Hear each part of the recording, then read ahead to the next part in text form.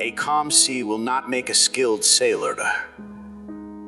On a sweltering evening, Adam sat on the doorstep of his home, clutching the notice of dismissal from his job and wondering how he would cover the mortgage payments that now haunted him day and night. Only a week prior, he had lost his position at a shipping company where he had spent half his life after an abrupt economic downturn ruined his livelihood. Tonight, he received a formal warning granting him just 1 month to settle all his debts or face eviction. It was more than a simple financial setback. It felt like a nightmare threatening to swallow him whole, as his mind filled with thoughts of running away or giving up. An inner voice rang out, recalling his late father's words. "Remember, my son, a calm sea will not make a skilled sailor. Sometimes you need the storm to shake you so you can come back stronger." It was as if that voice had arrived to remind him that this struggle could be his last chance to prove himself, or else collapse entirely. At dawn the next day, Adam sought out his old friend Joseph, who ran a modest brokerage office for ships and cargo. Desperate for either temporary work or a loan, he found Joseph skimming gloomy headlines about the city's economic slump. "Any job, Joseph," Adam pleaded, "even if it's just loading crates by hand." Joseph exhaled heavily. "Things look grim. My business barely keeps my own family afloat." But hold on. Opening a desk drawer, he pulled out a worn envelope. "Your father handed me this years ago and said, 'Give it to Adam when he's at his lowest point.'" He seemed worried, like it contained something more than money. Adam eyed the envelope with caution. Could it be his salvation, or just another memory dragging him back to childhood tales of the sea? That evening, in the dim light of his modest home, Adam sat at a small table, opening the envelope with nervous anticipation. Inside, he found an old map of a tiny island, a rusty key tied with twine, and a note in a shaky hand. "My son, when you read this, you'll be caught in a storm you won't know how to escape. What you find on that island might change your destiny. But beware, no one comes back the same after facing the truth. Your father, Richard." Adam wondered if he might truly find treasure there, perhaps the answer to his mounting debts, or stumble upon something more terrifying than what he already faced. Could this be the solution? He asked himself. Memories flooded in. Richard once served as a ship's captain, always proclaiming, "A calm sea will not make a skilled sailor," and living that motto on every voyage, laughing boldly at raging waves as if they were mere playthings. Then one day, he abandoned the sea and spent the rest of his life withdrawn, never revealing his secret. Now, years after his passing, he had left his son this cryptic map and the rusty key. Adam sensed his looming financial disaster was only the first surge of a much larger tempest. He consulted his sister Linda, hoping she knew something about the map or the key. She was surrounded by old documents and newspaper clippings related to their late father. Speaking uneasily, she said, "Have you heard about Dad's adventure with a man named Frederick? According to these articles, they explored a remote archipelago together, but Dad returned alone. That's when he gave up life at sea. Adam thought of an old photo. He had seen Richard beside a smiling man in a captain's coat. He had never met the man, but muttered, "Could the island's secret be tied to him?" As the eviction deadline neared, Adam weighed his options.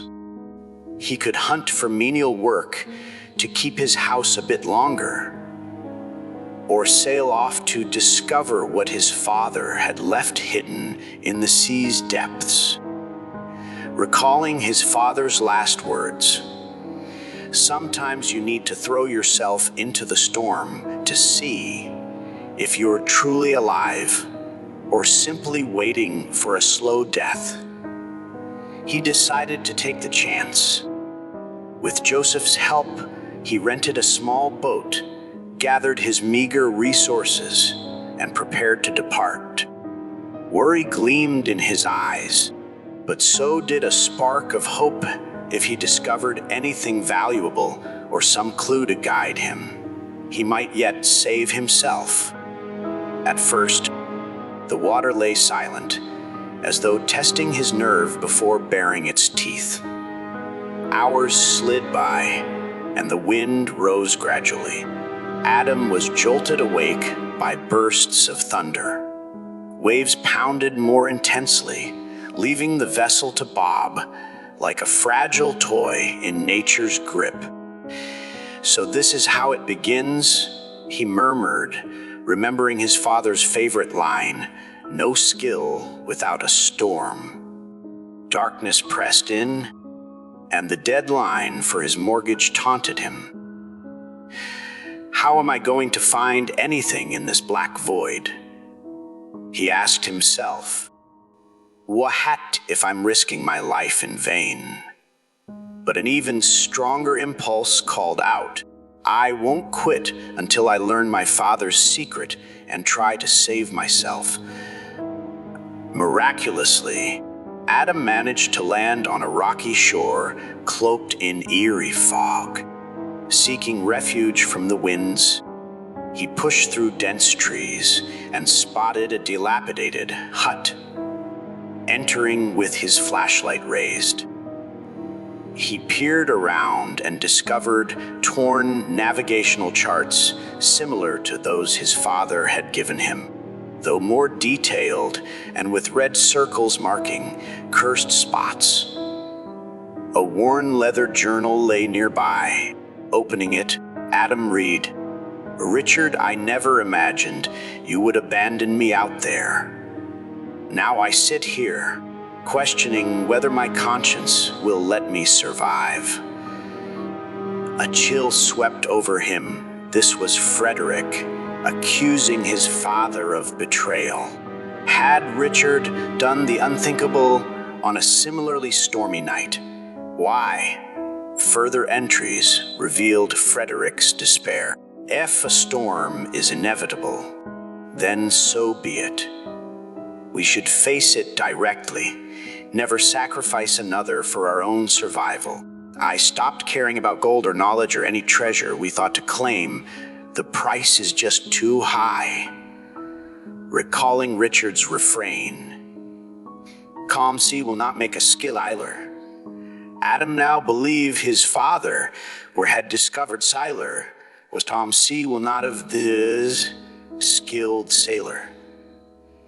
Sealed Frayne, leaving Frederick behind.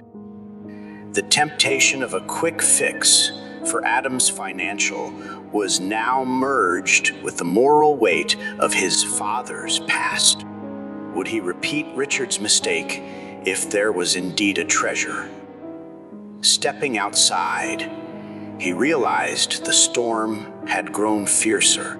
Either he turned back without answers, or forged onward toward the spot marked on the map.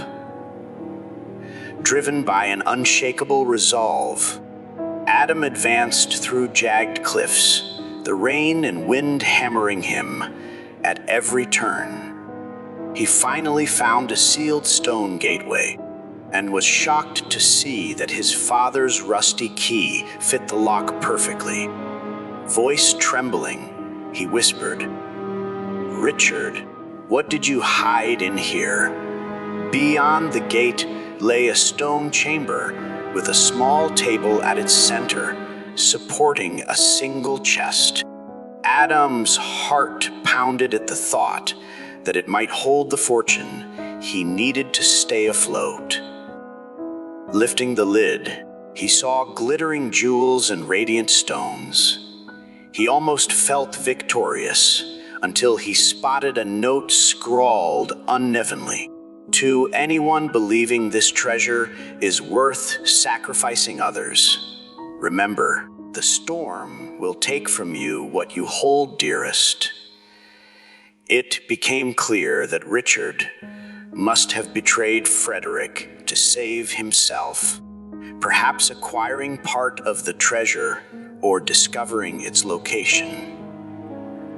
Racked with guilt, though he never spent a penny, eventually dying weighed down by regret, Adam realized a new storm raged within him, one more dangerous than the gale outside. He could seize everything, pay off his debts, and buy himself time, but heard his father's words echoing, "Are you going to follow in my footsteps, ignoring the cost I paid?" Then he saw the real storm was inside his conscience, not outside. Would he profit from ill-gotten spoils, or confront the truth and redeem his father's legacy? In the end, Adam carried the chest back to the mainland. Though he desperately needed the money, he resolved not to keep it all. He refused to be another Richard who had hurt those who trusted him. After some searching, Adam located Frederick's relatives, the very people Richard had wronged. He explained the story, admitting that the treasure rightfully belonged more to them than to him. Overcome with remorse, he pleaded, "I don't deserve this. Let it at least repay the harm my father did. If you can, please forgive him." A hush of sorrow passed, and at last Frederick's family refused to leave Adam empty-handed, acknowledging he too was in dire straits.